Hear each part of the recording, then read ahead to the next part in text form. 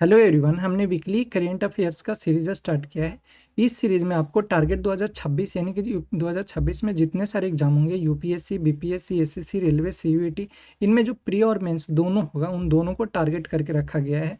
इसमें आपके लिए बिल्कुल 98% होंगे, जितने सारे सवाल होंगे बिल्कुल ही नया होगा। और इसमें से मैं ये प्रोमिस कर सकता हूँ, गारंटी भी दे सकता हूँ कि आपका एग्जाम जो भी इन सब में एग्जाम होने वाला है वो आपका 98% इस जगह से क्वेश्चंस आपका बनेगा।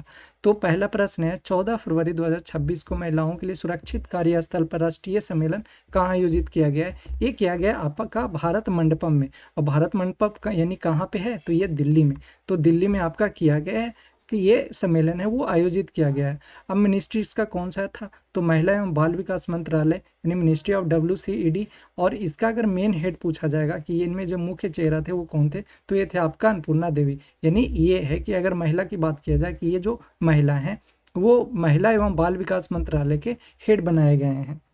इसमें मुख्य फोकस आपका पोस्ट अधिनियम 2013 के क्रियान्वयन पर किया गया है। और सी बॉक्स पोर्टल है जो कि 29 अगस्त 2024 में लागू किया गया था। और ये जो है सिंगल विंडो शिकायत निवारण और रियल टाइम ट्रैकिंग के लिए ही किया गया है स्टार्ट। इसमें जो महिला यानी जो ये सम्मेलन हुआ है इसमें लोगो और नेशनल पोस्ट ट्रेनिंग वीडियो है वो जारी किया जा सकता है। इसमें सम्मेलन में ये मेन फोकस रखा गया है। इसमें और भी है, जैसे संगठनों के लिए स्वैच्छिक अनुपालन चेकलिस्ट, वॉलंटरी कंप्लायंस चेकलिस्ट पेश की गई है। और इसका जो मेन विशेष ध्यान है वो असंगठित क्षेत्र अनऑर्गेनाइज सेक्टर महिलाओं के लिए सुरक्षा के लिए है। इसमें जो भागीदार थे लगभग 100+ संगठन वो थे, वो आपका इसमें शामिल थे। नेक्स्ट आपसे पूछा है, पतन पोत परिवहन और जलमार्ग मंत्रालय द्वारा शुरू की गई जलवाहक योजना और अन्य पहलों के संदर्भ में निम्नलिखित पे विचार करें।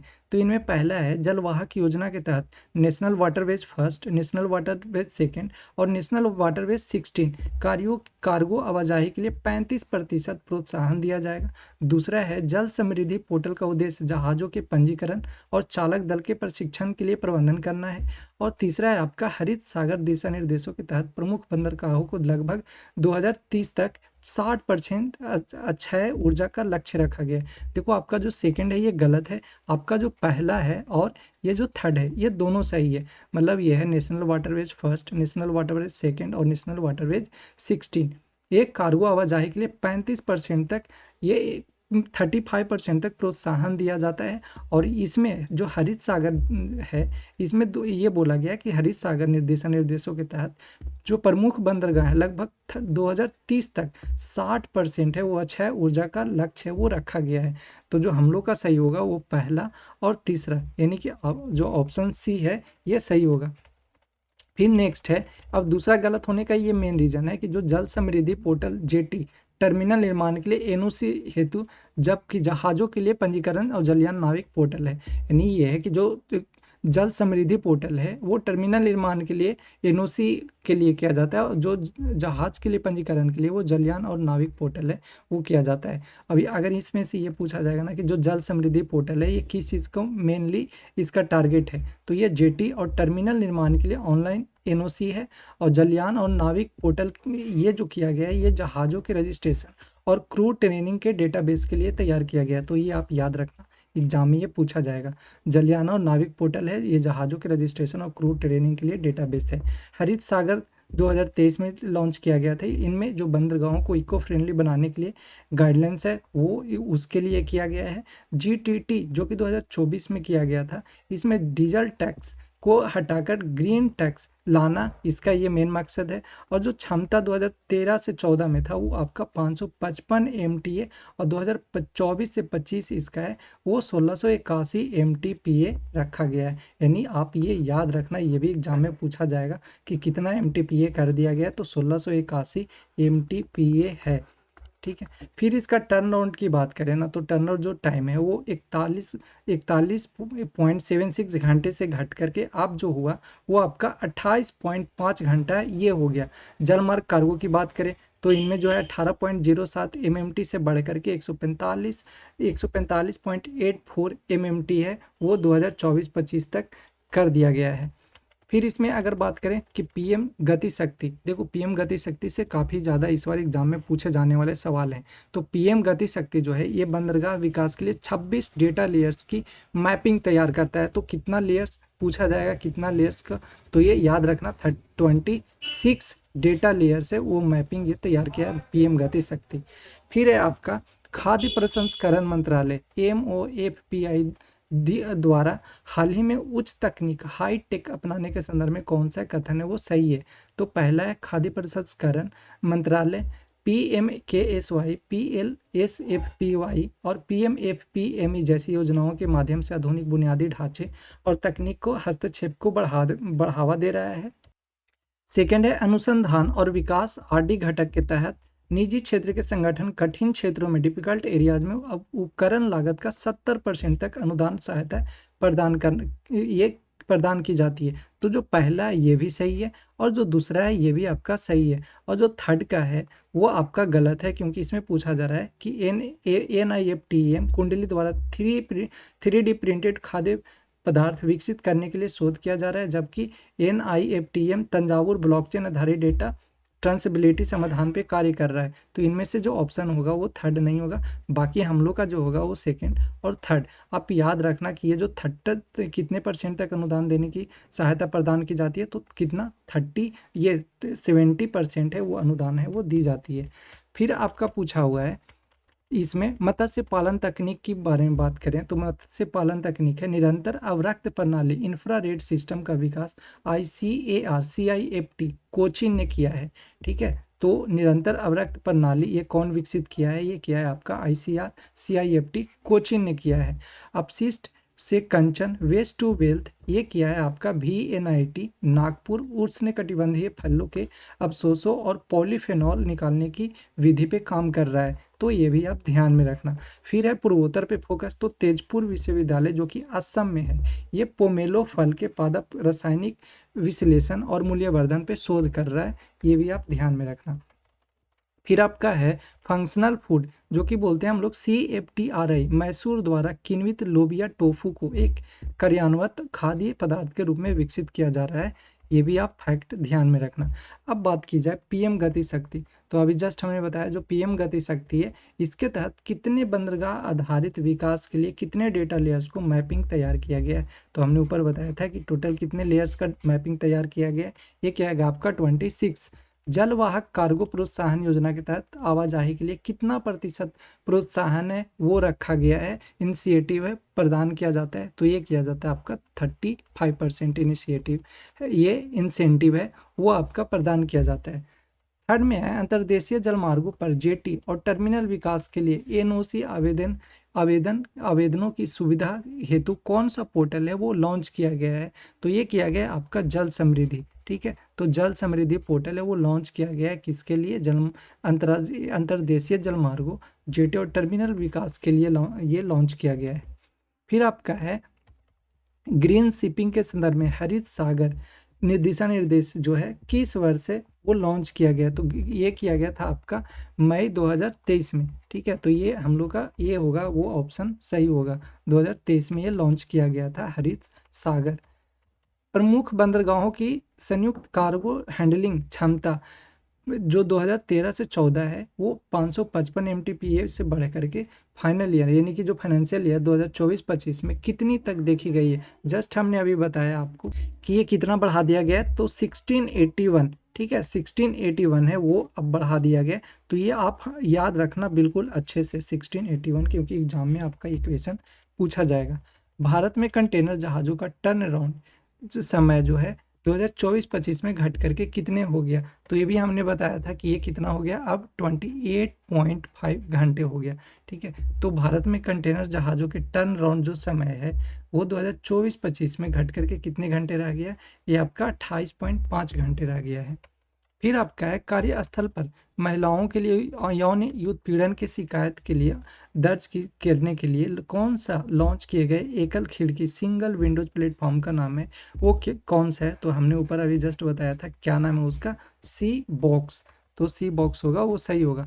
अब सागरमाला एग्जाम में आपका काफ़ी पूछा जाता है, तो याद रखना जो सागरमाला कार्यक्रम है ये इसका जो मुख्य फोकस है वो बंदरगाहों का आधुनिकीकरण, सड़क रेल कनेक्टिविटी और तटीय जो सामुदायिक है उसका विकास के लिए। फिर अगर बात करें जीटीटी, तो ये है ग्रीन टेक ट्रांजिशन प्रोग्राम, जो कि 2024 में, अगस्त 2024 में पारंपरिक टैक्स को हरित विकल्पों में बदलने के लिए शुरू किया गया था। जलयान और नाविक पोर्टल, ये 2025 में जहाज़ों के पंजीकरण और चालक दल के प्रशिक्षण के लिए लॉन्च किया गया है। फिर पोस्ट अधिनियम की बात करें तो हमने ऊपर बताया कि 2013 में ये लॉन्च किया गया था, और ये कार्यस्थल पे जो महिलाओं हैं और उत्पीड़न रोकथाम निषेध निषेध और निवारण के लिए ये कार्यान्वयन को मजबूत करने के लिए सी बॉक्स है, जो 2024 में लॉन्च किया गया है। तो पोस्ट अधिनियम भी याद रखना कब आया था, ये 2013 में। और ये किसके लिए है, क्योंकि एग्जाम में ये ऑलरेडी पूछा जा चुका है, अलग अलग अच्छे अच्छे लेवल के एग्जाम में जो होते हैं उसमें पूछा गया। तो पोस्ट अधिनियम 2013 में आया था, और ये जो है वो किससे रिलेटेड है, तो जो ये महिलाएं हैं जो काम करती है, जो काम करती हैं कार्यस्थल पे, जो महिलाएं उनके यौन उत्पीड़न है उसके निवारण के लिए लॉन्च किया गया था, या तो बोलें यह अधिनियम है उसके लिए आया था। फिर पूछा गया है राष्ट्रीय उत्पादकता परिषद एनपीसी, एनपीसी जो है वो स्थापना दिवस 2026 का मुख्य विषय है वो क्या है, तो इसमें आपका ये है कि विकास के इंजन के रूप में क्लस्टर एमएसएमई, जो एमएसएमई है आपका, उनमें उत्पादकता को अधिकतम करना। तो जो बी होगा वो सही होगा कि राष्ट्रीय उत्पादकता परिषद, इसके स्थापना समारोह में वो विकास के इंजन के रूप में क्लस्टर और एमएसआई में उत्पादकता को अधिकतम करना है। अगर बात करें कि जो री इमेजिनेशन अहेड रिपोर्ट है वो किस संस्था द्वारा जारी की जाती है, तो एग्जाम में ये पक्का याद रखना है, एग्जाम में पूछा जाएगा। तो ये जो री इमेजिनेशन अहेड रिपोर्ट है वो कौन सा जारी करता है, तो रिलीज करता है आपका फ्रंटियर टेक हब, नीति फ्रंटियर टेक हब है, ये आपका रिलीज करता है। वाणिज्यिक मंत्री ने प्रौद्योगिकी क्षेत्र के विकास के लिए किन प्रमुख आधारों पिलर्स का उल्लेख है वो किया है, तो इनमें आपका दिया गया व्यवहारिक और एआई के बड़े पैमाने पे कौशल का विकास करना। फिर है आपका घरेलू मूल्य सृजन, डोमेस्टिक वैल्यू क्रिएशन, और देश के प्रतिभा को बनाए रखना। ये सबके लिए वो लॉन्च किया है। ये कौन सा है, वो आपका किया गया है प्रौद्योगिकी क्षेत्र के लिए किन प्रमुखों आधारों को पिलर्स का उल्लेख किया गया है, तो व्यवहारिक एआई और घरेलू आपका मूल्य सृजन, फिर आपका देश की प्रतिभा को बनाए रखना, इसके लिए इन पिलर्स को रखा गया है। एनपीसी, जो कि एनपीसी की महानिदेशक सुश्री नीरजा शिखर ने किस नई प्रणाली की रूपरेखा वो प्रस्तुत की। तो एक ही है आपका भारतीय उत्पादकता रेटिंग प्रणाली, ठीक है। तो आप जो ऑप्शन ए है वो सही है, भारतीय उत्पादकता रेटिंग प्रणाली की है, वो शुरुआत की है कौन, एनपीसी की महानिदेशक सुश्री नीरजा शेखर ने। फिर आपसे पूछा हुआ है, अच्छा अब इसमें देखो कुछ पॉइंट है, जैसे आपका एग्जाम में ये एग्जाम में ये पूछा जाएगा, देखना पहला ये क्या है कि कुछ निवेशों में 2047 तक आयकर छूट देने से एफडीआई, रोजगार और डेटा सेंटर इकोसिस्टम को बढ़ावा मिलेगा। तो 2047 तक है कुछ निवेश में आपका आयकर छूट है वो दिया जाएगा।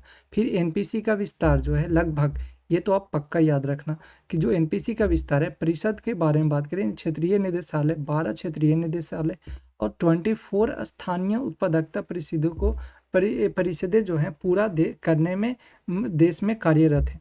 तो टोटल बोलेगा क्षेत्रीय निदेशालय कितना है, तो क्षेत्रीय निदेशालय 12 काम कर रहे हैं, और स्थानीय उत्पादकता परिषद की बात करें तो ये कितने कर रहे हैं, आपके बिल्कुल ही डबल कर रहे हैं।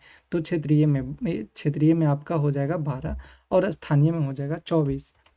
फिर आपका है संयोजन, कॉम्बिनेशन, यानी कौन कौन मिलकर के किया, तो आपका सीसीआई और सीसीआई द्वारा मंजूर ये अमुंडी और आईसीजी पीएलसी का सौदा है ऑन मार्केट खरीद के जरिए किया जाएगा। फिर इसमें अल्टरनेटिव क्या इसमें है कि जो अमुंडी भारत है, यानी कि जो अमुंडी है वो भारत में एसबीआई के जरिए इन फंड्स को संचालित करती है, और जो कैलिब्रेटेड टैरिफ है ये मानकीकृत शुल्क सुधार, जिसका उद्देश्य व्यापार को सरल बनाना।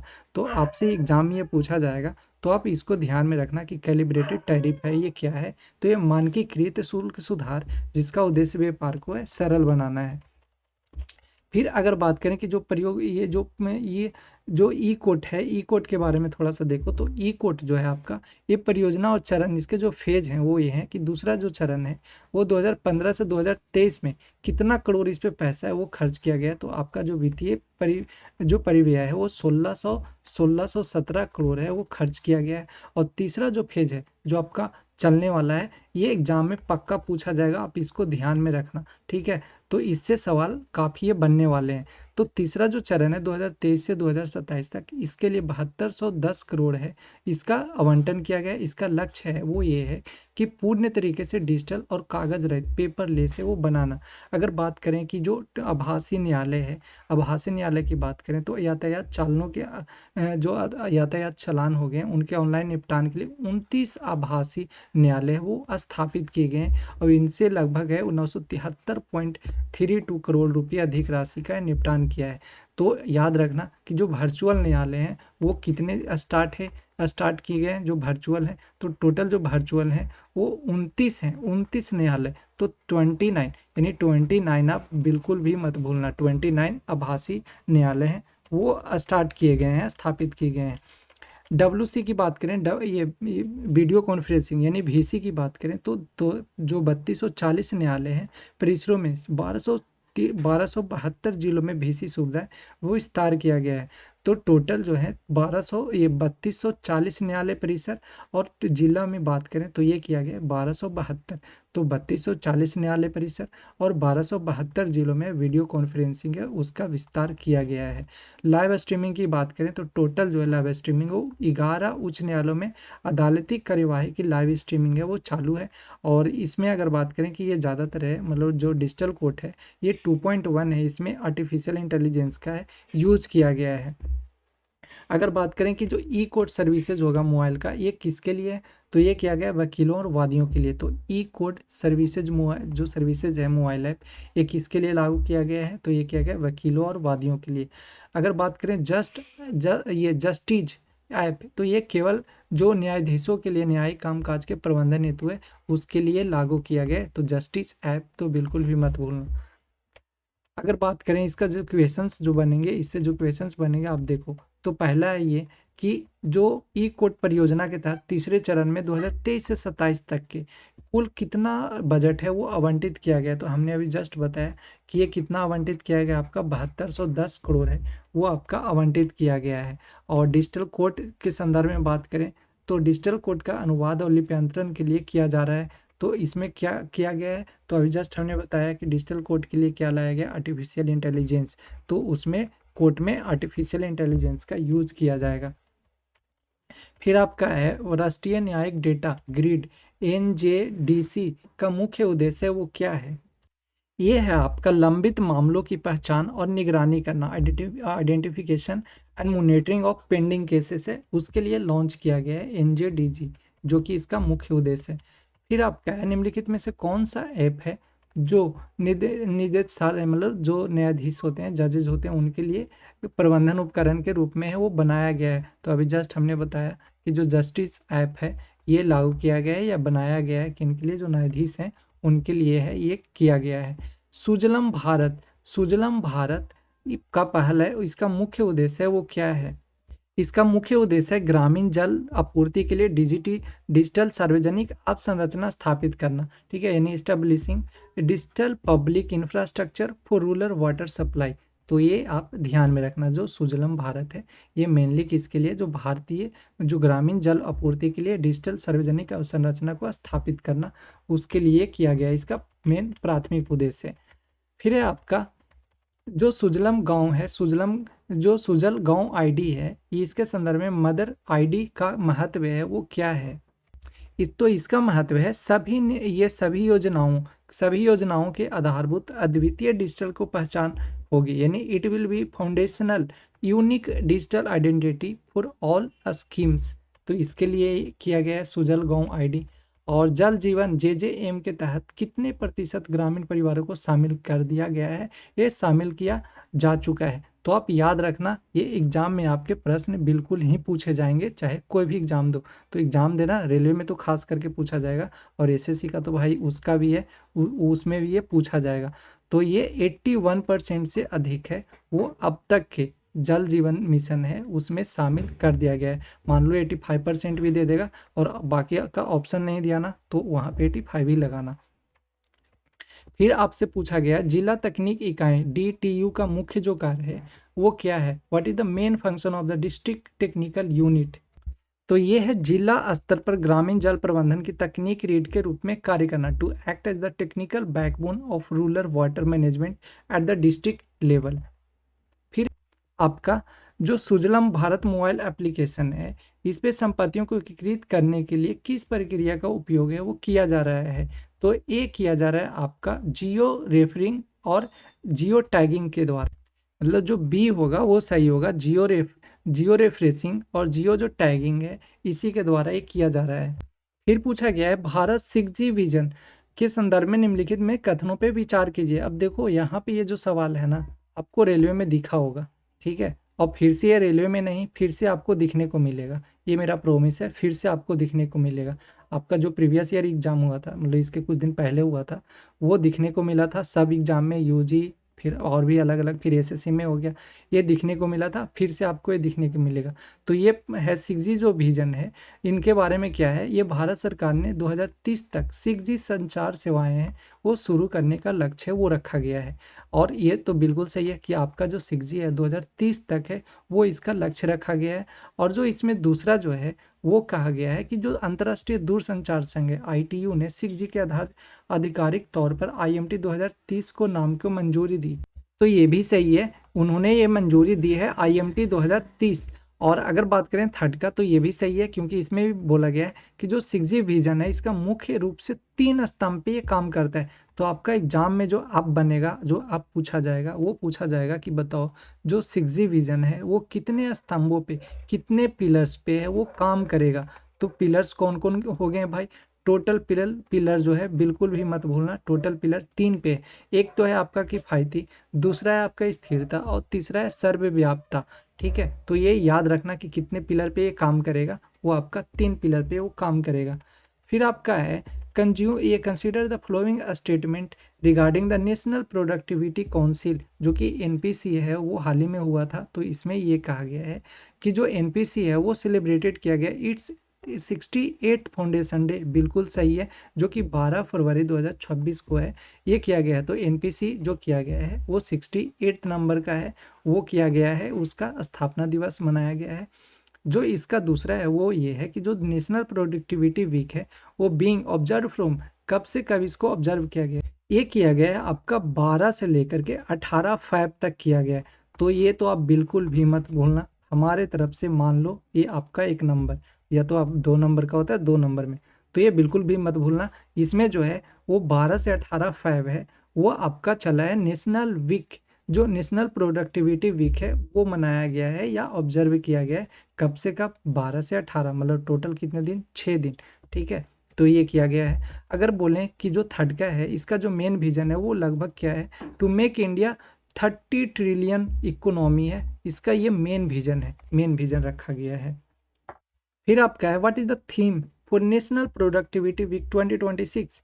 तो आपका जो राष्ट्रीय उत्पादकता सप्ताह 2026 का जो मुख्य थीम है वो ये रखा गया है, विकास के इंजन के रूप में क्लस्टर MSME में उत्पादकता यानी प्रोडक्टिविटी को अधिकतम करना, जो कि हमने ऊपर भी इसको किया था। फिर आपका है which framework has been approved has been proposed by NPC for export readiness assessment। तो निर्यात तैयारी के लिए मूल्यांकन के लिए NPC द्वारा किस ढांचे को प्रस्ताव की रूपरेखा है वो किया गया। तो आपका क्या है 5S मूल्यांकन ढांचा, तो 5S है वो मत भूलना। 5S असेसमेंट जो है ये लाया गया है, निर्यात रेडीनेस है मतलब एक्सपोर्ट रेडिशन है, उसके मूल्यांकन के लिए NPC ये ढांचे को लाया है, प्रस्तुत किया है। फिर आपका है कि जो ब्रिक्स है इसका जो मेन मोटो है क्या है, इसका जो मेन मोटो है ये है कि जो अंतर्राष्ट्रीय सहयोग इंटरनेशनल कॉरपोरेशन है उसको मजबूत करना, और दूसरा इसका ये है कि जो युवाओं है मतलब जो यूथ है इनका पार्टिसिपेशन हो ज़्यादा से ज़्यादा नए मंचों में। फिर और इसका ये थर्ड वाला जो थर्ड है वो ये है रिफॉर्म्स यानी नियामक सरलीकरण, रेगुलेटरी सिंप्लीफिकेशन और मानवीकृत कैलिब्रेटेड टैरिफ पे ध्यान देना, ये मेन इसका फोकस है। फिर आपका ये है कि सूचना और प्रसारण मंत्रालय द्वारा ऑरेंज इकोनॉमी, इसको भी आप टिक कर लो यहाँ पे। जो सूचना और प्रसारण मंत्रालय द्वारा ऑरेंज इकोनॉमी विजन है, इसके तहत कितने स्कूल और कॉलेजों को कंटेंट क्रिएशन लैब है वह स्थापित करने की योजना है। तो ये आपका योजना है 15,000 स्कूल और 500 कॉलेज रखे गए हैं। तो कितना, 15,000 आपके स्कूल हैं, 15,000 स्कूल, और जो कॉलेज हैं वो कितना रखा गया, 500 कॉलेज हैं। ठीक है, तो ये आप ध्यान में रखना, 15,000 स्कूल और 5,500 कॉलेज।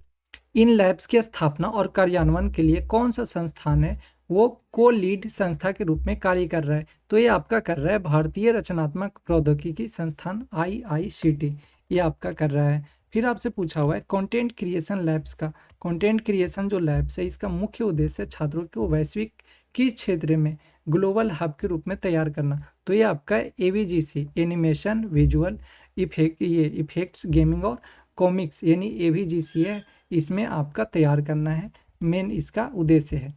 फिर आपका ये अगर बात करें कि कहाँ पे किया गया है, तो ये आपका किया गया है मुंबई में। तो याद रखना कहाँ पे किया गया है, ये मनाया गया। तो राष्ट्रीय फिल्म विकास निगम जो कि कहाँ पे है, वो है मुंबई में, वहीं पे ये मनाया गया है।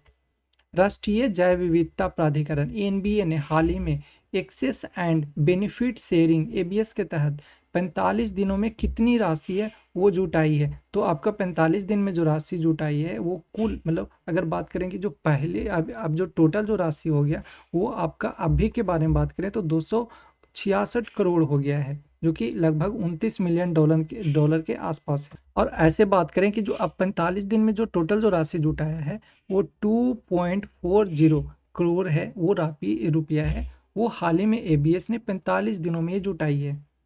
बीज क्षेत्र अब तक की कुल ABS राशि में योगदान देने वाला कौन सा नंबर का सबसे बड़ा क्षेत्र बन गया है। तो ये बन गया आपका दूसरा सबसे बड़ा योगदानकर्ता, जो कि लाल चंदन के बाद ही ये है। फिर है इसमें कि जो मुख्य कानून है जैव विविधता के बारे में बात करें कि जैव विविधता अधिनियम है वो 2002 में, और नगोया प्रोटोकॉल है उसके तहत ये किया जा रहा है। और इसका जो वैश्विक लक्ष्य है वो ये है कुनमिंग मॉन्ट्रियल वैश्विक और जैव विविधता ढांचे के लक्ष्य को, यानी कि जो लक्ष्य 13 है, SDG 13 है, उसको पूरा करने में ये मदद करता है। तो जैव विविधता अधिनियम को याद रखना है कब, 2002 में। पूर्वोत्तर भारत के पहले जो है एक्स्ट्रा डोज्ड पुल कुमार भास्कर वर्मा सेतु के संदर्भ में कौन सा कथन है वो सही है। तो देखो ये जो है पहला सही है, क्योंकि ये ब्रह्मपुत्र नदी पे बना है और लगभग इसका जो कीमत जो लगा है वो 3,030 करोड़ है, वो लगा है। और ये गुवाहाटी को उत्तर गुवाहाटी से जोड़ता है और यात्रा घटा करके सिर्फ और सिर्फ अब ओनली 7 मिनट कर दिया गया है। तो ये आप याद रखना, ठीक है। तो ये कौन से नदी पे बनाया गया है, ब्रह्मपुत्र नदी पे, और इसका जो पैसा की बात करें तो 3,030 करोड़ लगा है। और ये जो है सिर्फ और सिर्फ अब कितना मिनट लग गया है, मतलब घटा करके कितना कर दिया, सिर्फ 7 मिनट कर दिया। इसमें भूकंप से सुरक्षा यानी फिक्शन पेंडुलम बीरिंग और बेस आइसोलेशन तकनीक का उपयोग है वो किया गया है। अगर बात करें ये जो कामरूप जिला है, अमीगांव में स्थापित जो राष्ट्रीय डेटा केंद्र है, इसके बारे में भी जो विशेषता है वो क्या है। तो ये जो है इसकी जो स्वीकृति है लगभग 8.5 MW और प्रति रैंकिंग औसत जो है 10 किलोवाट, ठीक है। तो 10 किलोवाट है। और यही बात करें कि जो B है ये भी आपका सही है, क्योंकि इसमें राष्ट्रीय डेटा केंद्रों के लिए डिजास्टर रिकवरी केंद्र के रूप में कार्य करेगा। और ये जो C है ये पूर्वोत्तर सरकारों की नागरिक केंद्रित सेवाओं को डिजिटल में जो डिजिटल डिलीवरी है उसमें करने में ये मदद करेगा, हेल्प करेगा। तो ये सारा ऑप्शन है वो हम लोग का सही हो जाएगा। आपातकालीन लैंडिंग ELF और PM ई बस सेवा के संदर्भ में कौन सा है वो ऑप्शन है वो सही है। तो ये है ELF की क्षमता है लगभग 40 टन तक लड़ाकू विमान और 74 टन के परिवहन विमान है ये। तो ये नहीं, ये ऑप्शन है हम लोग का सही। और PM ई बस की सेवा की बात करें तो गुवाहाटी में ये 100 और नागपुर में 50 और भावनगर में 50 और चंडीगढ़ में 25 बसें हैं वो शुरू किया गया है। ये लैब का जो मेन उद्देश्य है वो है आपदाओं या रणनीतिक आवश्यकताओं के दौरान बचाव और राहत कार्य करना। तो यानी कि जितने सारे ये ऑप्शन है वो सही है। तो ये लेप की क्षमता कितना 40 टन, और लड़ाकू विमान की क्षमता कितना 74 टन, और ई बस की बात करें तो 100 गुवाहाटी में, नागपुर में 50, भावनगर में 50 और चंडीगढ़ में 25 बस। और ई लेप का जो मेन उद्देश्य है वो ये है प्राकृतिक आपदाओं या रणनीतिक आवश्यकताओं के दौरान बचाव और राहत कार्य करना। तो बता दो हु एड्रेस द 8th ये convocation ceremony of Swami Rama Himalayan university, जो कि कहाँ पे है? वो देहरादून में है। तो देहरादून आप याद रखना, क्योंकि एग्जाम में ऐसे भी पूछा जा सकता है कि बताओ कि जो हाल ही में यानी जो स्वामी रामा हिमालयन यूनिवर्सिटी वो कहाँ पे है? तो वो ही देहरादून में है। यानी कि 8वें दीक्षांत समारोह है, इसका संबोधित है वो कौन किए हैं? तो आपके किए हैं श्री जगत प्रकाश नड्डा, यानी श्री जगत प्रकाश नड्डा ये किए हैं। और ये कहाँ है? देहरादून में। तो देहरादून अभी हमने बताया कि याद रखना, क्योंकि दीक्षांत समारोह डायरेक्ट पूछा जाएगा। दीक्षांत समारोह हाल ही में किया गया है, वो कहाँ पे किया गया है? ये किया गया है देहरादून में। अकॉर्डिंग टू दिस, यानी according to the press release, the number of AIIMS in India has increase from 6 to how many number in the last 11 years. ये भी आप याद रखना। अब तक जो एम्स की संख्या है वो कितना कर दिया गया है? तो ये कर दिया गया आपका 23। तो टोटल कितने हो गए हैं भाई? 23 हो गए हैं। पहले कितने थे? तो ये थे 6। तो 11 सालों में कितने बढ़ गए हैं? 23। ये एग्जाम के लिए बिल्कुल ही इंपॉर्टेंट है, इसको तो बिल्कुल भी मत भूलना। What is the current maternal mortality rate MMR पर lakh birth as as mention by the union health minister? ये भी मत भूलना। तो ये MMR है वो कितना रखा गया है? ये रखा गया 88। अब बोलोगे सारा वही है क्या? सारा जितना सारा हमने जो पॉइंट लिया है वो सारा का सारा है आपका 110%, मैं गारंटी देता हूँ आपका एग्जाम में पूछा जाएगा। तो ये 88 है वो रखा गया है, यानी MMR जो है वो कितना रखा गया है? आपका 88 रखा गया है। तो ये भूलना मत। अगर IMR की बात करें कि जो इन्फेंट मोर्टेलिटी रेट है वो डिक्रीज हो गया फ्रॉम 39 टू वाट वैल्यू पर 1000। तो ये आपका डिक्रीज होकर के कितना आ गया? 27। तो अगर बात करें वर्तमान में प्रति लाख जीवित जन्मों के मात्र जो जन्म मृत्यु दर है, मतलब मात्र मृत्यु दर है वो कितना? 88। और यही अगर बात करें कि शिशु मृत्यु दर है वो 39 से घट करके अब कितना हो गया? तो ये हो गया आपका 27। पहले था कितना भाई? पहले था 39 और अब कितना हो गया? तो 27। तो ये बात याद रखना, 88 और 27। फिर है आपका what is the percentage of institutional deliveries in India as per latest data? तो ये कितना है? 89% है। ठीक है, तो ये भारत में ये हाल ही के डेटा के अनुसार भारत में संस्थागत जो प्रसरव है इसका प्रतिशत कितना हो गया? 89% है। How many Ayushman Arogya Mandir are currently operational across the country? कितने चल रहे हैं? याद रखना बिल्कुल ये वाला। ये कितने चल रहे हैं अब तक? 1.82 लाख, 1.82 लाख है ये चल रहा है। ठीक है, तो इसको तो बिल्कुल भी इधर उधर मत होने देना। कितना चल रहे हैं? 1.82 लाख चल रहा है अभी तक। What is the target for the number of Ayushman Arogya मंदिर टू बी सर्टिफाइड? यानी कितना ये रखा गया है? तो ये आपका रखा गया 1 लाख। ठीक है, जो टारगेट रखा गया है आयुष्मान आरोग्य मंदिर का वो सर्टिफाइड वो कितना रखा गया? 1 लाख का। और अगर यही बात करें कि जो विच scheme has strengthened financial security and improved across cancer treatment?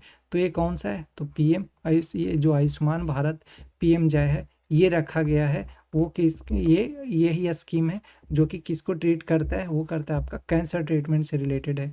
तो आयुष्मान भारत PMJY ये याद रखना, क्योंकि एग्जाम में ये काफ़ी ज़्यादा पूछा जा रहा है हाल ही के एग्जाम में जितने सारे हुए हैं। अगर बात करें तो रिकैप करवा देता हूँ। हाल ही में हमने ऊपर बात किया कि MMR जो था 130 से घट करके कितना हो गया भाई? 88 हो गया। फिर उसके बाद शिशु मृत्यु दर की बात करें तो 39 से कितना हो गया भाई? 27 हो गया। प्रति हज़ार में ये प्रति लाख में था।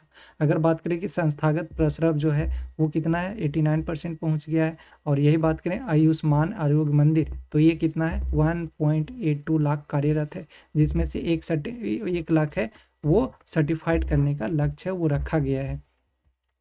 पंचायती राज मंत्रालय ने 16 से 20 फरवरी तक 2026 तक किस कार्यक्रम AI संचालित जमीनी स्तर के शासन के लिए समाधानों का प्रदर्शन किया गया है? तो ये किया गया है आपका इंडिया AI इम्पैक्ट एक्सपो।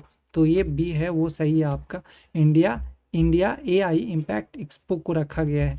अगर बात करें कि जो which of the flowing AI solutions were showcased by the ministry of the expo for strengthening local governance, तो ये किया गया है सबके लिए सभागार बैठक, यानी प्रतिलेखन और सारांश के लिए, फिर प्रमाण के लिए, और ई ग्राम साथी के लिए, जो चैटबॉट है एआई चैटबॉट। तो इनमें से जितना सारा है वो सारा सही है।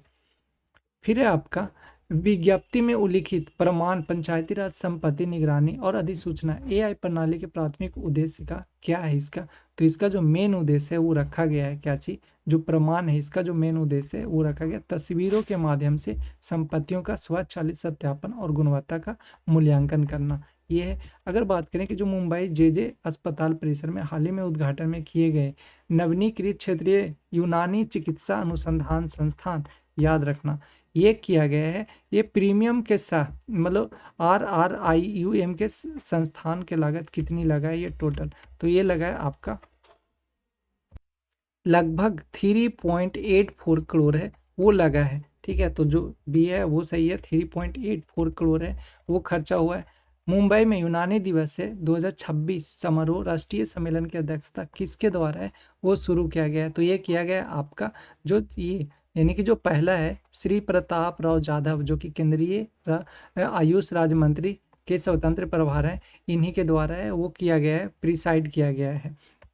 फिर है आपका यूनानी चिकित्सा के आगामी युग को आकार देने वाले दो जो मुख्य स्तंभ पिलर्स हैं वो किसे बताया गया है, तो ये बताया गया आपका नवाचार यानी इनोवेशन और इस साक्ष्य को, तो नवाचार और साक्ष्य यानी एविडेंस, ये सही होगा। फिर प्रधानमंत्री नरेंद्र मोदी ने की अध्यक्षता में आर्थिक मामलों की कैबिनेट कमेटी CCEA ने हाल ही में रेल मंत्रालय की 3 परियोजनाओं को मंजूरी दी है। इन परियोजनाओं की कुल जो लागत है वो कितना है वो रखा गया है, तो ये रखा गया 18,509 रखा गया है, ठीक है। तो बी है, ये याद रखना एग्जाम के लिए काफ़ी ज़्यादा इम्पोर्टेंट है। तो कितना 18,509 करोड़ है वो रखा गया है कि ये रेल मंत्रालय की 3 परियोजनाओं को मंजूरी दी है इसने। 2026 में स्वीकृत 3 रेल परियोजनाओं के माध्यम से भारतीय रेलवे के मौजूदा नेटवर्क के लगभग कितने किलोमीटर है वो वृद्धि होगी और कब तक पूरा करने का इसको लक्ष्य वो रखा गया है, ये तो बिल्कुल भी मत भूलना। ये किए गए हैं 389 करोड़, ठीक है। तो 389 करोड़ किया गया है 2030 से 31 तक के लिए। तो डायरेक्ट पूछेगा आपसे कि कितने किलोमीटर तक का वृद्धि किया गया, तो 389 किलोमीटर तक का वृद्धि किया गया है कब, 2030 से 2030-31 के में। ये फिर है हाल ही में मंजूर की गई रेल परियोजनाओं में किन मार्गों तक तीसरी और चौथी यानी थर्ड और फोर्थ लाइंस का निर्माण शामिल है, तो ये आपका निर्माण है कसारा मनमाड दिल्ली अंबाला और बेलारी जो कि हॉस्पिट है। तो आपको याद रखना है कसारा मनमाड दिल्ली अंबाला और बेलारी और हॉस्पिट। फिर आपसे पूछा गया है हाल ही में फरवरी 2026 में केंद्र सरकार द्वारा मंजूर किया गया startup India fund of funds यानी startup India funds of funds 2.0 का जो फुल कॉर्पस यानी कोष है वो कितना रखा गया है, तो ये आपका रखा गया है 10,000 करोड़, ठीक है। यानी बी है वो सही है, 10,000 करोड़ है वो रखा गया है। स्टार्टअप इंडिया की बात करें तो ये 2.0 का मुख्य उद्देश्य किन क्षेत्रों में स्टार्टअप को विशेष रूप से सहायता प्रदान करना है, तो ये आपका रखा गया है सी यानी गहन तकनीक डीप टेक तकनीक आधारित नवोन्मेषी विनिर्माण और प्रासंगिक जो विकास चरण के स्टार्टअप है उनके लिए रखा गया है, यानी उनके मदद करने के लिए, तो वो होगा हम लोग का सही। फिर है फंड ऑफ फंड्स 1.0 FFS के प्रदर्शन के संदर्भ में कौन सा कथन है वो सही है, तो ये आपका बी है वो सही है। इसके तहत 145 वैकल्पिक यानी 145 वैकल्पिक निवेश AIF को राशि आवंटित की गई है और 1370 से अधिक स्टार्टअप है वो इसमें निवेश किया गया है, तो ये आप याद रखना। फिर आपसे पूछा गया है under the chairmanship of PM Narendra Modi, प्रधानमंत्री नरेंद्र मोदी की अध्यक्षता में केंद्रीय मंत्रिमंडल ने नोएडा मेट्रो रेल का परियोजना जो है विस्तार को मंजूरी दिया है। इस नए कॉरिडोर का जो टोटल जो लेंथ है वो कितना रखा गया है, तो ये रखा गया है 11.56 किलोमीटर, ठीक है। तो कितना रखा गया है 11.56 किलोमीटर है, ये रखा गया है। और जो नए नवीकृत नोएडा मेट्रो विस्तार है कॉरिडोर किन दो प्रमुख बिंदुओं को जोड़ेगा, तो ये जोड़ेगा आपका नोएडा सेक्टर 142 से बोटेनिकल गार्डन, यानी बी है वो सही है। ये नोएडा सेक्टर 142 से बोटेनिकल गार्डन को ये जोड़ेगा। फिर है सेक्टर 142 से बोटेनिकल गार्डन तक के विस्तार के कॉरिडोर में कितने एलिवेटेड स्टेशनों का है जो प्रस्ताव रखा गया है, आपका टोटल 8 स्टेशन है। ठीक है, तो 8 स्टेशन ध्यान में रखना। और टोटल की बात करें, टोटल लेंथ कितना हमने बताया 11.56 किलोमीटर रखा गया। टोटल स्टेशंस की बात करें तो 8 स्टेशन रखा गया। और कनेक्टिविटी कहाँ से कहाँ तक करेगा, 142 बोटेनिकल गार्डन से लेकर के आपका करेगा connecting blue and magenta lines को। और टोटल जो नेटवर्क आफ्टर कॉम्प्लेशन तो ये रखा गया है 61.62 kilometre, 3 Noida and greater Noida के बीच में।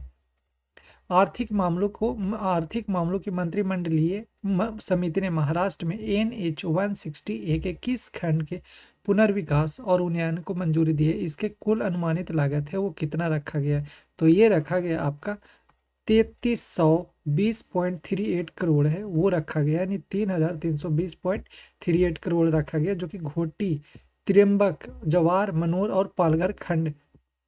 तो याद रखना कौन कौन सा, घोटी, त्रिम्बक, जवार, मनोर, पालघर।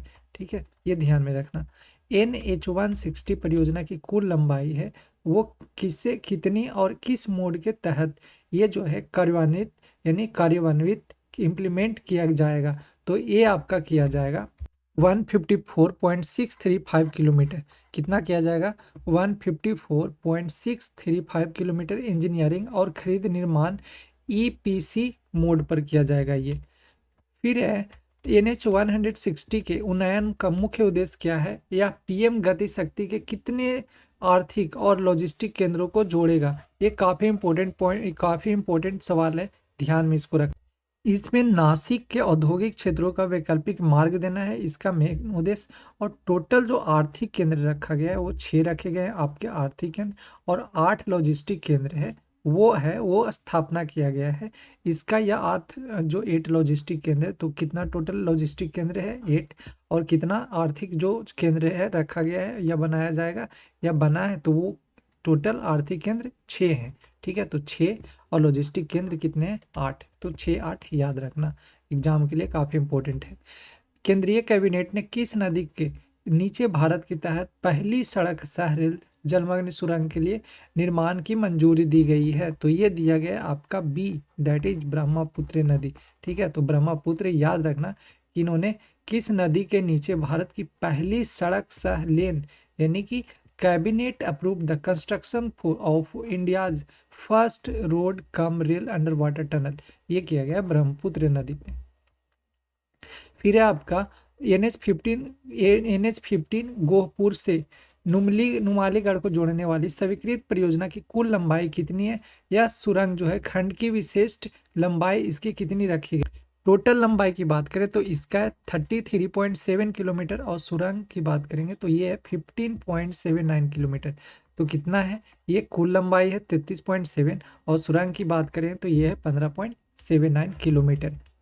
गोहपुर नुमालीगढ़ ग्रीनफील्ड कनेक्टिविटी परियोजना के संबंध में कौन सा कथन है वो सही है, यह विश्व की दूसरी जलमग्न सड़क सह रेल मग्न सुरंग होगी, बिल्कुल सही है। NH 15 और NH 715 को जोड़ती है, ये भी बात सही है। और ये तीसरी भी सही है, परियोजना की अनुमानित जो पूंजीगत लागत है लगभग 18,662 करोड़ है वो इसमें खर्च हुआ है।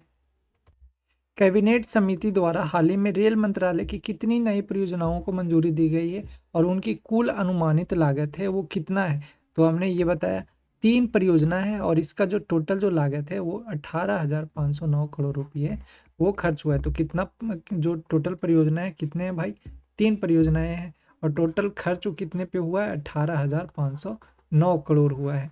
ठीक है, तो ये ध्यान में रखना। फरवरी 2026 में स्वीकृत रेल परियोजनाओं के तहत किन रेल खंडों रूट्स पर तीसरी और चौथी रेलवे लाइन बिछाने का है, तो हमने ऊपर ही बताया था कि ये कसारा, मनमाड दिल्ली, और अंबाला है, बिलारिया और होस्पेट है। ठीक है, तो ये हम लोग का पहला है, वो सही होगा। इन 3 नई रेल परियोजनाओं के क्रियान्वयन इन नई रेल परियोजनाओं के क्रियान्वयन के से प्राथमिक रूप से क्या लाभ होने की उम्मीद है? तो इसमें लॉजिस्टिक लागत की कमी और तेल आयात में कटौती होगा। फिर बी सही है, इसमें कार्बन उत्सर्जन में कमी होगा और रोजगार के अवसरों में वृद्धि होगा इसका।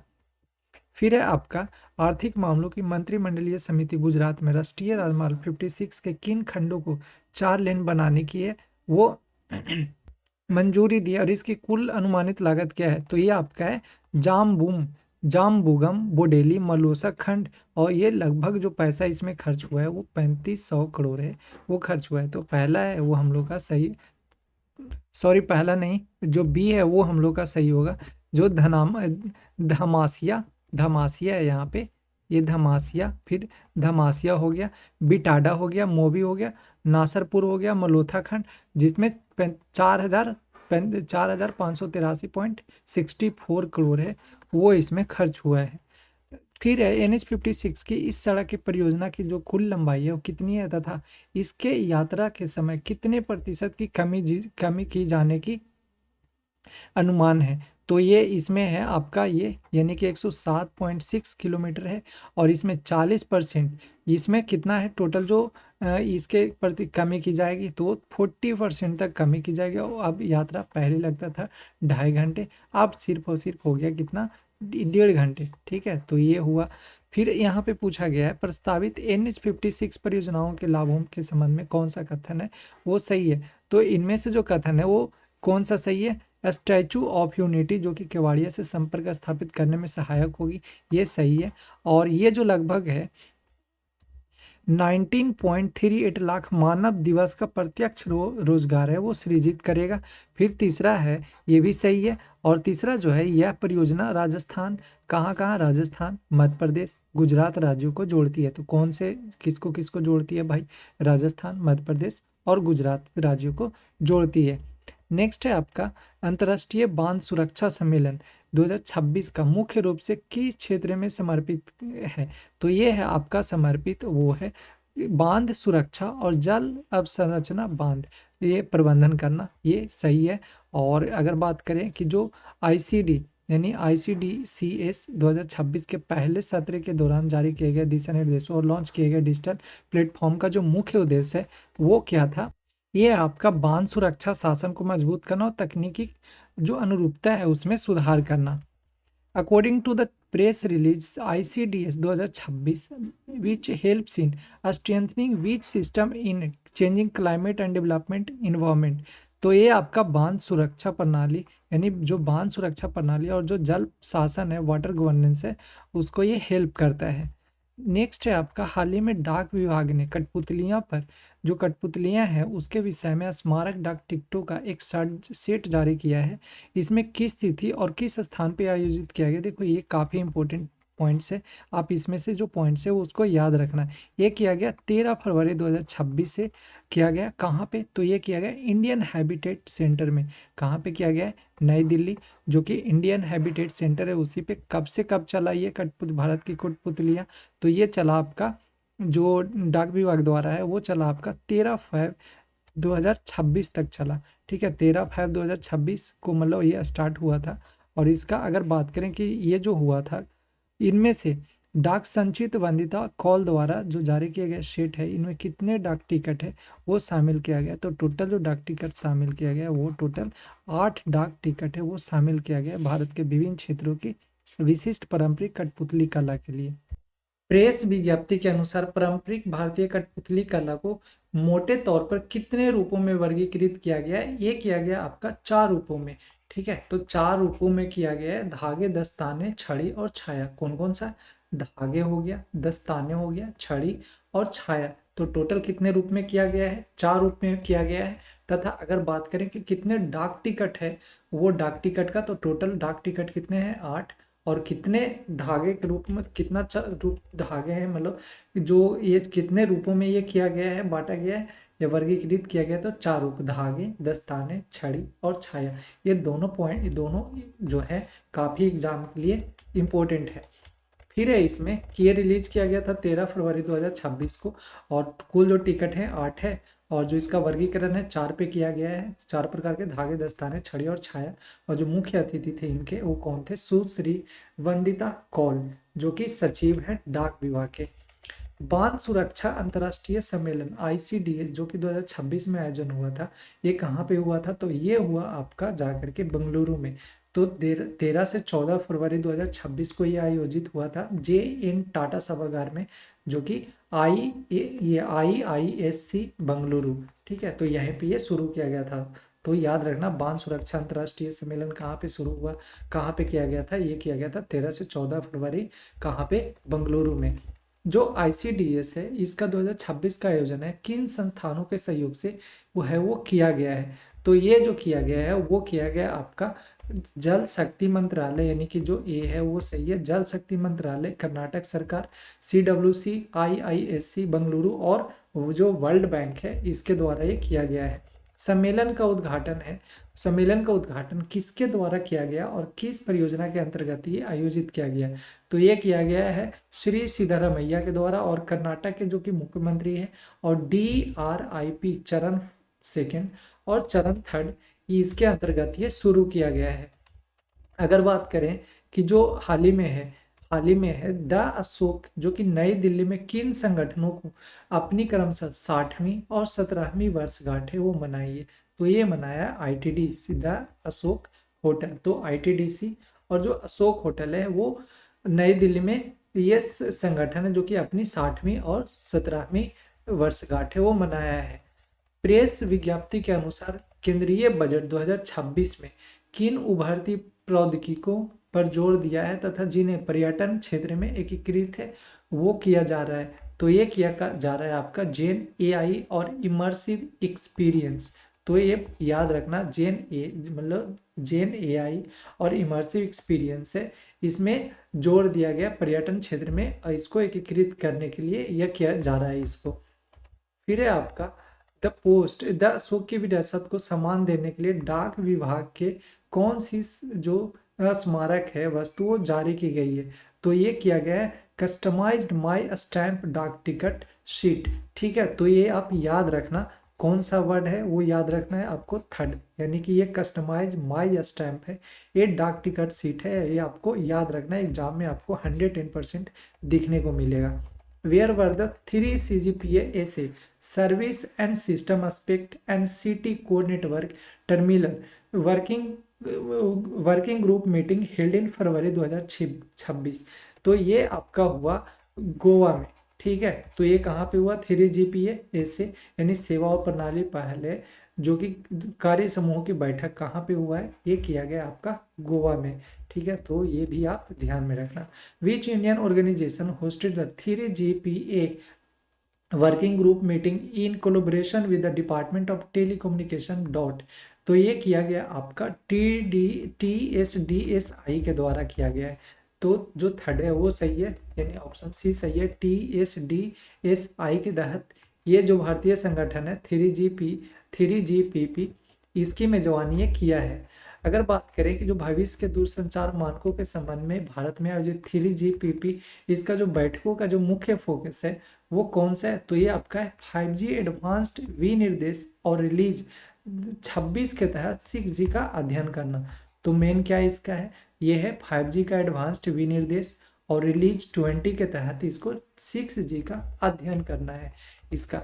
और ये ऊपर हमने सब बता ही दिया। अगर बात करें कि टोटल जो प्रतिभागी इसमें शामिल थे लगभग 50 देशों के 700 प्रतिनिधि थे, और इसका जो मुख्य लक्ष्य है वो क्या है? 5G एडवांस्ड और 6G रिलीज जो 6G रिलीज 20 के वैश्विक मानकों का निर्धारण करना, ये इनका मुख्य लक्ष्य रखा गया है। राष्ट्रीय सांख्यिकी प्रणाली प्रशिक्षण अकादमी NSSTA ने 13 फरवरी 2026 को अपना कौन सा स्थापना दिवस है वो मनाया है? ये मनाया आपका 18वां स्थापना दिवस है वो मनाया। तो राष्ट्रीय सांख्यिकी प्रणाली प्रशिक्षण अकादमी का जो कि कब ये हुआ है? 13 फरवरी 2026 को ये 18वां प्रशिक्षण प्रणाली है, मतलब 18वां जो अपना इसका जो वर्षगांठ है वो कंप्लीट किया है। NSSTA के 18वें स्थापना दिवस का जो थीम था वो कौन सा था? तो आपका सी, यानी 2047 में विकसित भारत के विजन को प्राप्त करने के लिए आधिकारिक सांख्यिकी के लिए निर्माण क्षमता, क्षमता निर्माण करने की पुनः कल्पना, जो पुनः कल्पना है वो इसमें किया गया है। तो थीम इसका यही है, जो सी है वो सही है। एनएसएसटीए की जो स्थापना दिवस के दौरान है, किसने डेटा को उत्पादन का 5वां कारक और एआई के शक्ति का प्रदान करने वाला कच्चा माल है वो बताया? तो ये आपके बताए हैं, वो बताए डॉक्टर सौरभ गर्ग, जो कि सचिव हैं, यही बताए आपके doctor Saurabh Garg. Who inaugurated the water project production and testing facility of MS Marine Jet Power MJP in ये India in Goa on February 13 तो ये 2026। तो ये किए हैं आपके डीजी परमेश शिवमणि, जो कि महानिदेशक हैं किसके, जो भारतीय तटरक्षक बल हैं उनके महानिदेशक है। तो याद रखना कि जो हाल ही में हुआ, आपको याद इसमें क्या रखना है, आपका ये डीजी परमेश तो नहीं पूछा जाएगा, आपसे ये पूछा जाएगा कि बताओ जो हाल ही में हुआ है मेसर्स मरीन जेट पावर, वो किस जगह पे किया गया है? तो ये किया गया है कहाँ पे? गोवा में। तो गोवा आप ध्यान में रखना, ठीक है, गोवा का एग्जाम में ये पूछा जाएगा कि कहाँ पे हुआ है। विद ये with the establishment of the state of the art water jet facility, यानी अत्याधुनिक वाटरवे सुविधा की स्थापना के साथ भारत की अमेरिका और दक्षिण कोरिया के बाद दुनिया का कौन सा देश है वो बन गया है जहां इस प्रकार के उन्नत उत्पादन का प्रशिक्षण की सुविधा है वो उपलब्ध है? तो ये बना है आपका तीसरा, जो 3rd नंबर का है, ये बना है तीसरा आपका। Consider the following statement regarding the newly inaugurated water jet facility in कहाँ किया गया भाई? वाटर जेट फैसिलिटी इनोग्रेट गोवा में किया गया, हमने पहले ही बताया था। और ये किया गया है, इसका जो मेन है वो क्या है? यह घरेलू आपूर्ति श्रृंखला को सुदृढ़ करेगी और स्वदेशी परीक्षण को सक्षम बनाएगी, बिल्कुल सही है। यह जो है दक्षिण एशिया के लिए क्षेत्रीय केंद्र के रूप में कार्य करेगी, ये भी सही है। दक्षिण एशिया के लिए एक क्षेत्रीय केंद्र के रूप में कार्य करेगी। और 3rd भी सही है, इसमें जो भारतीय तटरक्षक बल है 100 से अधिक जो है एमजेपी वाटर जेट प्रणोदन प्रणालियों की संचालन है वो कर रहा है। फिर आपसे पूछा गया है कि जो हाल ही में मुंबई में आयोजित 8वें वैश्विक फिल्म पर्यटन सम्मेलन है, इनके बारे में विचार करना है। तो ये जो है जो इनॉग्रेशन किया गया है, इसका आयोजन PhD chamber of commerce industry द्वारा किया गया है। हाँ ये सही है, पीएचडी चैम्बर ऑफ कॉमर्स द्वारा किया गया है। और ये जो सम्मेलन है, इसका जो मुख्य उद्देश्य है वो सिनेमाई कहानियों के माध्यम से पर्यटन वृद्धि को बढ़ावा देना है। तथा ये भी सही है, और ये 3rd वाला भी सही है, क्योंकि इसमें जो पर्यटन राज्य मंत्री जो ये श्री सुरेश गोपी हैं, ये भारत की कहानियों की सभ्यता यानी सिविलाइजेशन ऑफ स्टोरीज के रूप में वर्णित किया है। तो जो 3rd है ये भी सही है आपका। फिर दिया गया है according to the press release what was the India's global economic ranking ये decade ago and what is its current history. तो देखो हमने ये ऑलरेडी हम लोग को पता है कि जो भारत है वो तीसरे सबसे बड़ी इकोनॉमिक अर्थव्यवस्था जो बनने जा रही है कैमा से, तो ये बनने जा रही है 11वां से, तो ये तो पता ही है। What is the theme on which prime minister Shri Narendra Modi expressed his views at the ET9 global business summit. तो प्रधानमंत्री कौन सा ये है जो थीम है? What is the theme on which prime minister Narendra Modi expressed his views on ET global business summit? तो उन्होंने कौन सा ये रखा है या बताया थीम कौन सा है? तो ये है व्यवधानों के दशक, परिवर्तन की शताब्दी, a decade of disruption, a century of change. इनके बारे में ये इनका जो थीम है और ये रखा, मतलब इन बताए हैं थीम बोले हैं। According to the prime minister what is the India's current percentage contribution to the global growth? Bharat का कितना रखा गया भाई? तो भारत का जो ग्लोबल ग्रोथ है वो कितना है? 16%। तो 16% से अधिक है, आप इसको तो बिल्कुल भी मत भूलना, ठीक है, ये पॉइंट कर लो आप। और कर लो कितना परसेंट ग्लोबल ग्रोथ है भारत का? ग्लोबल ग्रोथ है कितना? 16% से अधिक है भारत का। हाल ही में फरवरी 2026 में नौसेना आयुध संगठन एनएओ द्वारा 24वें ओआईसी सम्मेलन और 7वें आईपीएआईएम का बैठक है वो कहाँ पे किया गया? ये किया गया आपका मसूरी में, ठीक है। तो हाल ही में नौसेना आयुध संगठन द्वारा जो किया गया वो सम्मेलन था, जो कि 24वां ओआईसी सम्मेलन था, वो कहाँ पे किया गया है? ये किया गया आपका मसूरी में। नौसेना आयुध संगठन इनेओ के 2 दिवसीय कार्यक्रम की अध्यक्षता जो है किसके द्वारा है वो की गई है, तो ये किया गया है आपके दैट इज श्री दिवाकर जयंत महानिदेशक हैं एनएओ के, उन्हीं के द्वारा किया गया है। मसूरी की बात करें तो मसूरी में आयोजित जो सम्मेलन हुआ था, इनका मुख्य उद्देश्य है वो क्या था, तो मुख्य उद्देश्य था आपका प्रशासनिक कुशलता, कार्मिक प्रबंधन और डिजिटीकरण रूपांतरण के रोडमैप की समीक्षा करना, ये था। भारत सरकार द्वारा हाल ही में नोटरी अधिनियम जो कि 1952 में और नोटरी अधिनियम 1956 से संबंधित ऑनलाइन सेवाएं प्रदान करने के लिए किस पोर्टल का शुभारंभ किया गया, ये किया गया आपका नोटरी पोर्टल को। तो ठीक है, आप ध्यान में रखना नोटरी अधिनियम कब आया था भाई, 1956 में आया था, और एक और आया था जो कि ऑनलाइन से संबंधित था, और ये तो आया था कब, 1956 में आया था। निम्नलिखित में से कौन सी सेवा है नोटरी पोर्टल के माध्यम से प्रदान किए जाने का उद्देश्य ये नहीं रखा गया है, तो ये आपका यहाँ पे डी है वो सही है, मतलब ये नहीं रखा गया, अदालती जो फैसले की भौतिक प्रतिलिपि जारी करना ये नहीं है। तो है इनमें कौन कौन सा, ये हम लोग का है नोटरी के रूप में नियुक्ति के लिए आवेदन का जमा करना ये है, और फिर प्रैक्टिस सर्टिफिकेट का ऑनलाइन नवीकरण, और तीसरा है वार्षिक रिटर्न जमा करना।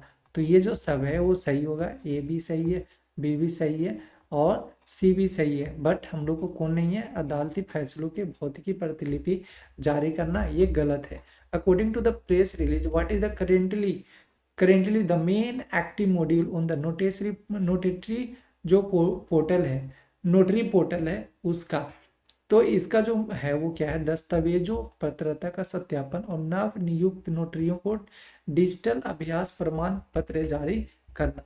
Cable television network regulation act was enacted in which year, तो ये किया गया था आपका 1995 में, ठीक है ना। तो ये याद में रखना, क्योंकि एग्जाम में ऐसे ऐसे ही बनते हैं, जब करेंट बनता है, करेंट अफेयर के क्वेश्चंस बनते हैं तो आपसे डायरेक्ट पूछ लिए जाते हैं, कभी कुछ पूछ लिया जाएगा, कभी मतलब मान लो अभी जैसे केबल ने टेलीविजन नेटवर्क है ये पूछ लिया जाएगा, तो ये जो टीचर होते हैं वो तो मतलब जल्दी ऐसे बता ही नहीं पाते हैं कि भाई ये था क्या और कहाँ से ये सवाल आया।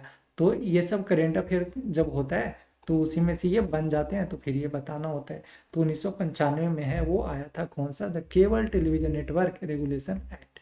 As per the programme code which type of content is provided on TV channels, programme code के अनुसार टीवी चैनलों पे किस प्रकार की सामग्री वो जो है वो प्रतिबंधित है, तो ये आपका है अटैक ऑन रिलीजियस और कम्युनिटीज, ये ऐसा है जो टीवी में दिखाना नहीं है, ठीक है, तो ये प्रतिबंधित है। दूसरा है प्रोमोटिंग कम्युनल एटीट्यूड, बिल्कुल ये भी गलत बात है, सांप्रदायिक सोच को बढ़ावा देना, मतलब सिर्फ एक ही चीज़ के बारे में बढ़ावा दे रहे हैं तो उसका वो गलत है। फिर है डिफेमेशन ऑन सोशल मीडिया और मोरल लाइफ, ये भी इसमें नहीं, ये भी प्रतिबंधित कर दिया गया। तो ऑल ऑफ दी एबव यानी जितने सारे हैं सबको ये प्रतिबंधित कर दिया गया है।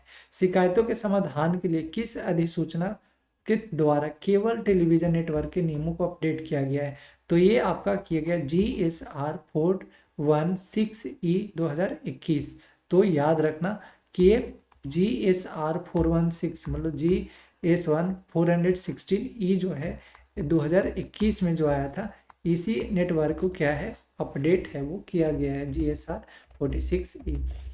अब इसमें है mention the measure used by the government to enforce the programme code, यानी कार्यक्रम की संहिता को लागू करने के लिए सरकार द्वारा किन उपायों का है वो उपयोग है वो किया जाता है, तो ये किया जाता है आपके एडवाइजरी यानी formal suggestion of for compliance, फिर आपका है वार्निंग के लिए, स्ट्रिक्ट कॉशन अगेंस्ट वायोलेशन इसके लिए, और ओपोलॉजी माफी के लिए direct channels to air public apology, और जो थर्ड है जो फोर्थ है वो है displaying corrective text on the screen, और फिफ्थ में है ऑफ एयर ऑर्डर यानी temporary suspension of the channels broadcast. तो ये भी आप ध्यान में रखना। फरवरी 2026 में नई दिल्ली में आयोजित QA इंडस्ट्री कॉन्क्लेव का जो मुख्य थीम था वो क्या था, तो कहाँ पे हुआ था QA इंडस्ट्री कॉन्क्लेव भाई, ये हुआ दिल्ली में, ठीक है, तो दिल्ली को भूलना मत, दिल्ली में हुआ है। और इसका जो मेन थीम था वो क्या था, traceability speed and trust, traceability speed and trust, leveraging technology for smarter quality assurance. तो ये है। सम्मेलन के दौरान भारतीय नौसेना के समुद्री युद्धों के लिए कौन सा महत्वपूर्ण दस्तावेज है वो जारी किया गया। तो ये आपके किया गया है Indian naval and maritime industry capability of catalogue. तो सम्मेलन के दौरान भारतीय नौसेना और समुद्री सहयोग के लिए कौन सी दस्तावेज है वो प्रस्तावित किया गया है, ये किया गया है Indian naval and marine industry capability of catalogue. रक्षा निर्माण मूल्य श्रृंखला में प्रोग्रेसिव बदलाव दिखने के लिए पात्र औद्योगिक खरीदारों की कौन सी जो सुविधा है वो घोषणा देने की घोषणा की गई। तो ये किया गया आपका ग्रीन चैनल स्टेटस। और हाँ, ये जो सेल्फ सर्टिफिकेशन है उसको ये मंजूरी दिया गया है। फिर बताना है, प्रधानमंत्री ने भाषण में 21वीं सदी के बीते दशक के दौरान किन चुनौतियों का उल्लेख किया है।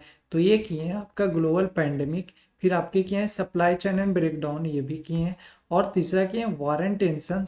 और जो इनमें से जो है वो सारा जितने सारे हैं उन सब के चुनौतियों का विस्तार किए हैं। तो एग्जाम में आपसे पूछा जाएगा, तो याद रखना कि ये सारे हैं वो जो चैलेंज है वो थे। और what did PM Narendra Modi inaugurate the new PMO सेवा तीर्थ, ये आप मार्क्स इसको पॉइंट कर लो क्योंकि एग्जाम में ही आने वाला है। तो ये प्रधानमंत्री जो नरेंद्र मोदी हैं वो नई दिल्ली में पीएमओ सेवा तीर्थ। अब इसमें से एक सवाल पूछेगा ये आपसे कि जो पीएमओ सेवा तीर्थ है ये कहाँ पे हुआ है। तो ये बताना आप दिल्ली में, ठीक ना। तो ये कहाँ पे हुआ है, दिल्ली में हुआ है। यानी दिल्ली में दो इमारत है, कर्तव्य भवन फर्स्ट और जो सेकंड है इसका उद्घाटन किया गया है। और कब से कब किया गया, तो 13 फरवरी को किया गया 2026। जो 13 फरवरी था, 13 फरवरी 2026 को किया गया। तो प्रधानमंत्री नरेंद्र मोदी ने नई दिल्ली में पीएमओ सेवा तीर्थ और केंद्रीय सचिवालय इमारत है जो कर्तव्य भवन फर्स्ट और कर्तव्य भवन सेकंड का उद्घाटन किए।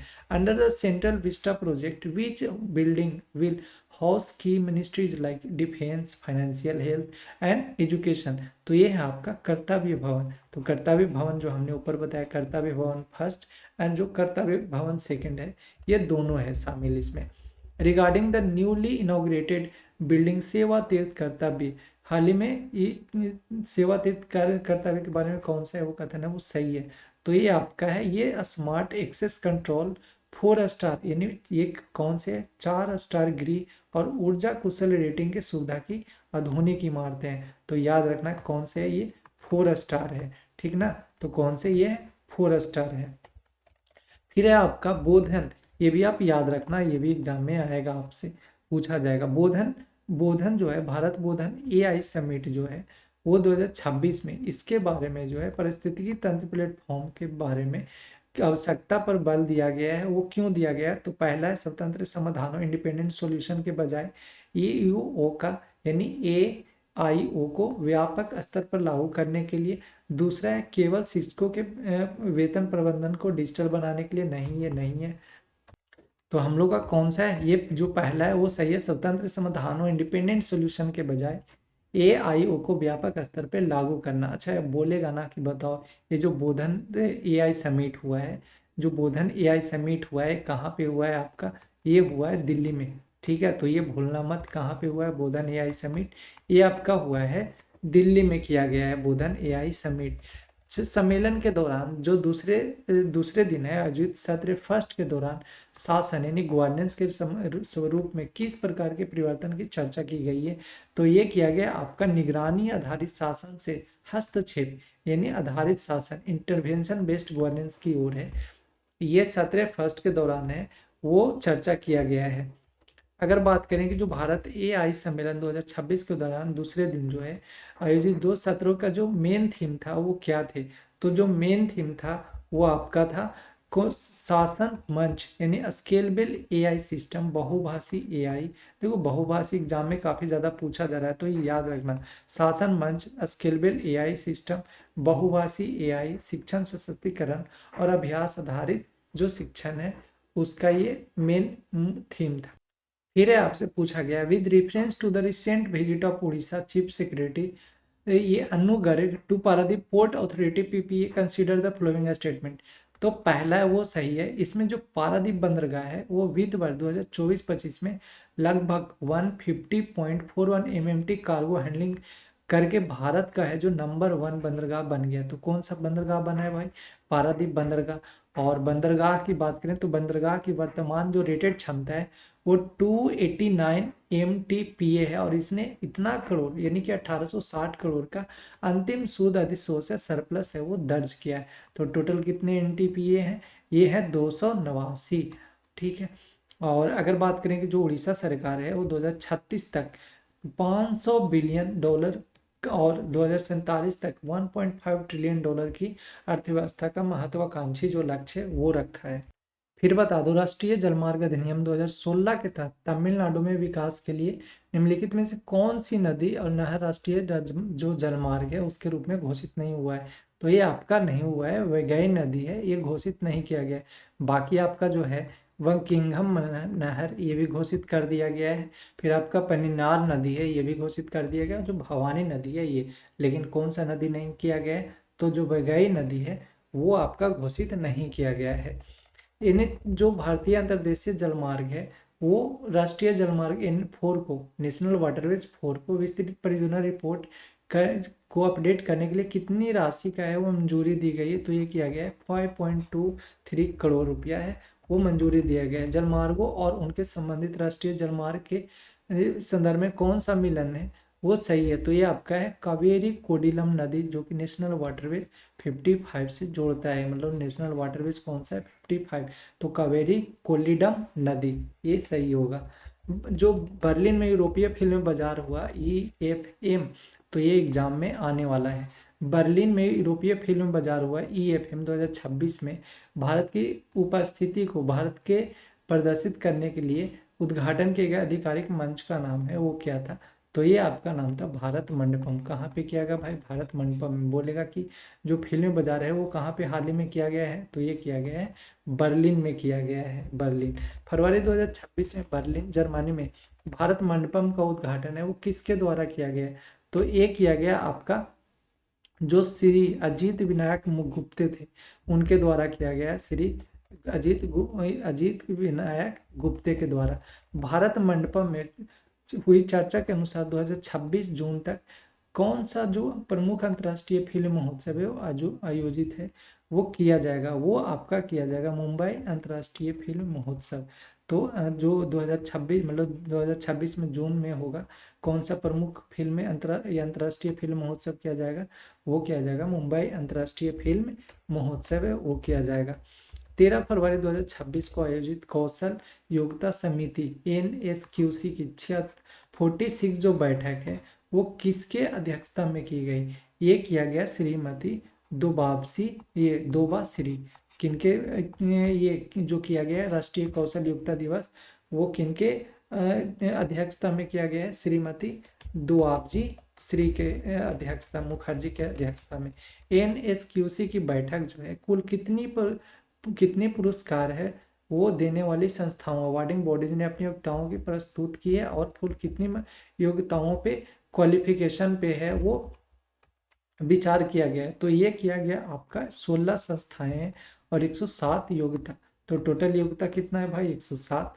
और संस्था कितने हैं? तो संस्था जो है आपके वो कितने हैं? तो ये आपके हैं 16। और टोटल योग्यता कितने हैं? तो 107 पे है। NSQC की बैठक के दौरान किन क्षेत्रों को योग्यताओं पर चर्चा की गई ताकि कौशल भारत मिशन के तहत वैश्विक प्रतिस्पर्धा की कार्यबल है बनाया जा सके?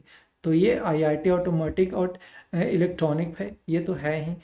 ये IIT, और फिर है स्वास्थ्य देखभाल, निर्माण और रहित नौकरियां, ग्रीन जॉब्स। फिर है सौंदर्य और वेलनेस, वस्त्र और हस्तशिल्प। तो ये सारा का सारा है वो चर्चा किया गया है। फिर है आपका विश्व व्यापार संगठन WTO की अध्यक्षता के तहत तीसरी CTIL बोनेट अंतर्राष्ट्रीय जो मूट कोर्ट हुआ है वो आपका 2026 में वो कहाँ पे हुआ? तो ये हुआ आपका ग्रेटर नोएडा में। कहाँ पे हुआ है? जो WTO द्वारा जो हुआ है, कौन सा? जो बेनेट अंतर्राष्ट्रीय मूट कोर्ट प्रतियोगिता है 2026, वो कहाँ पे हुआ है? आपका ग्रेटर नोएडा में किया गया है। और इस 3 दिवसीय का जो अंतर्राष्ट्रीय मूट जो कोर्ट है वो प्रतियोगिता को आयोजित करने के लिए किन संस्थानों का सहयोग है वो दिया गया है। तो ये दिया गया आपका सर्वोच्च न्यायालय और विधि मंत्रालय द्वारा। कौन सा मंत्रालय द्वारा? सर्वोच्च न्यायालय और विधि मंत्रालय द्वारा। What was the main theme focusing on issues discussed during the moot court competition? तो ये किया गया अंतर्राष्ट्रीय व्यापार अधिनियम। किसके तहत? अंतर्राष्ट्रीय व्यापार अधिनियम के तहत। मतलब ये जो मुख्य फोकस है वो है। और श्रम मानक और औद्योगिकी की जो दुर्घटना है उसे जुड़े विनियामक घटनाक्रम को जांच पड़ताल करना, ये इनका मेन फोकस था या मेन मुख्य लक्ष्य रखा गया था। अगर बात करें कि जो प्रेस व्यक्ति के अनुसार कृषि अवसंरचना कोष को कारण कितने फसलों और सब्जियों को नुकसान होने की कमी है वो बताया गया है। तो ये बताया गया 5 से 15। ये लगता है ना कि जो 5 से 15 ये हाल ही में किसी में एग्जाम में ये पूछा हुआ भी है, ठीक है। लेकिन और ये हाल ही में फिर से आया है। इसके पीछे रीजन है, क्योंकि बाद में बताऊंगा कि इसकी क्यों हमने ये शामिल किया है, ठीक है। ये न्यूज़ में ऑलरेडी आया हुआ है, तो ये न्यूज़ में आया है इसीलिए हमने इसको ले लिया है। Under the agriculture infrastructure fund AIF the historic decision was taken to create a structure worth more than how much amount? तो ये किया गया 1 लाख करोड़। कितना है भाई? 1 lakh crore. According to the statement of union agriculture minister, यानी कि जो शिवराज चौहान चौहान है उनके बयान के अनुसार एग्रीकल्चर इंफ्रास्ट्रक्चर की कुल कितनी राशि का प्रावधान है वो रखा गया है। तो ये आपका रखा गया 1 करोड़ से अधिक और 5 से 15% की तक की कमी में रखा गया है। किसानों को सुरक्षा कवच प्रदान करने के लिए राज्यसभा के निम्नलिखित में किन पहलों को प्रकाश डाला है? तो ये डाला है आपका ये, यानी कि जो MSP है, MSP दलहन मिशन और प्रमुख दालों की 100% खरीद की है, वो गारंटी है, वो रखा गया है। तो ये आप याद रखना, ठीक है। ये भी एग्जाम में आने वाला क्वेश्चन है। तो कितने परसेंट दलहन मिशन है वो पल्सेस मिशन जो है कितने परसेंट तक गारंटी देता है भाई? 100% procurement guarantee of major pulses. फिर है आपका प्रेस विज्ञप्ति के आंकड़ों के अनुसार एग्रीकल्चर इंफ्रास्ट्रक्चर के तहत कौन से विशिष्ट बुनियादी ढांचे में है वो यह स्थापित किए गए हैं? तो ये आपका किया गया है 44,243 कॉस्ट्यूम हायरिंग सेंटर्स, जिनमें आपका हो जाएंगे 17,729 वेयर हाउसेस होंगे। और अगर बात करें प्राइमरी प्रोसेसिंग सेंटर का, तो ये आपका है कितना? ये है आपका 25,854। तो प्राइमरी प्रोसेसिंग सेंटर कितने हैं भाई? 25,854। कस्टम हायरिंग जो सेंटर्स हैं वो कितने? 44,000। और प्राइमरी प्रोसेसिंग सेंटर्स कितने? 25,854, जिसमें से आपका जो कोल्ड स्टोरेज का संख्या है वो है आपका 2827 कोल्ड स्टोरेज है। Who organized 2 day international conference involving landscape of housing finance and Bharat Mandapam? तो ये आपके किए थे National Housing Bank of Asia Pacific Union for Housing and Finance, National Housing Bank and जो APHF है उसके द्वारा ये किया गया है। फिर आप क्या है, according to the joint study of Niti Aayog MHA mention the Shri Manohar Lal what is the projected urban population of India by the year 2050? कितना तक 2050 तक भारत की शहरी जो है आबादी होने का अनुमान है? तो आबादी कितने होने का है भाई? 85 करोड़ से अधिक, मोर देन 85 करोड़ से अधिक होने का चांसेस है। केंद्रीय मंत्री द्वारा मजबूत शहरी बुनियादी ढांचे के विकास के लिए कौन से अधिक सुलभ और टिकाऊ बनाने के लिए किस विकास मॉडल का आह्वान है वो किए आपका पारगमन उन्मुख विकास TOMOD मॉडल। तो transit oriented development TOD model है वो उसके लिए आह्वान किए हैं। हाल ही में किस निकाय ने नागरिक केंद्रित मोबाइल ऐप ट्राई DND और ट्राई माई स्पीड के नए संस्करणों की घोषणा की है? तो ये आपका किया है भारतीय दूरसंचार नियामक प्राधिकरण ट्राई किया है, ठीक है। तो ये याद रखना। According to the press release, how many broadband users are there in India as the February 2026? तो 2026 के अनुसार कितने हैं भाई? ये हैं आपके 1 अरब से अधिक, ठीक ना। तो 1 अरब से अधिक है। वो कौन सा है? मतलब इसमें जो इंडियन है वो शामिल है ब्रॉडबैंड में। जो ब्रॉडबैंड यूजर्स हैं वो कितना है? 1 अरब से अधिक ब्रॉडबैंड यूजर्स हैं। What is the key feature of the updated try DND application mention in the report? तो ये है आपका जो विस्तारित बहुभाषी इंटरफेस है, मल्टीलिंगुअल इंटरफेस। इससे हैं। तो ये इनका मेन जो की फीचर है वो है। How many spam complaints were registered through DND applications in the year 2025। 2025 में डीएनडी में कितने स्पैम शिकायतें हैं वो दर्ज किए गए थे।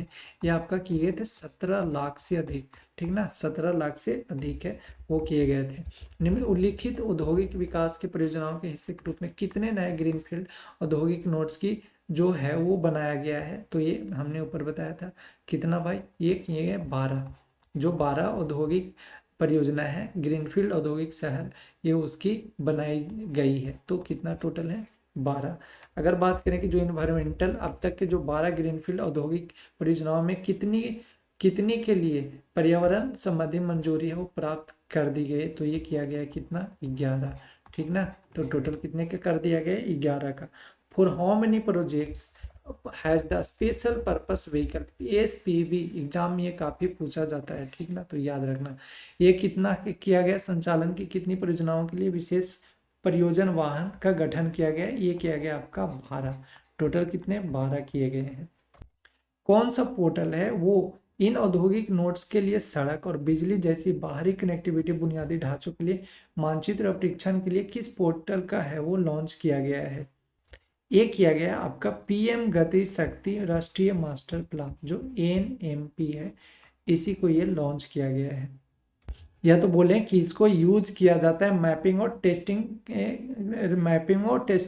करने के लिए, ठीक है, जो जैसे बाहरी कनेक्टिविटी होता है बुनियादी ढांचे के मानचित्रीकरण और परीक्षण के लिए है वो पोर्टल है वो उपयोग किया जाता है। तो पीएम गति शक्ति राष्ट्रीय मास्टर प्लान।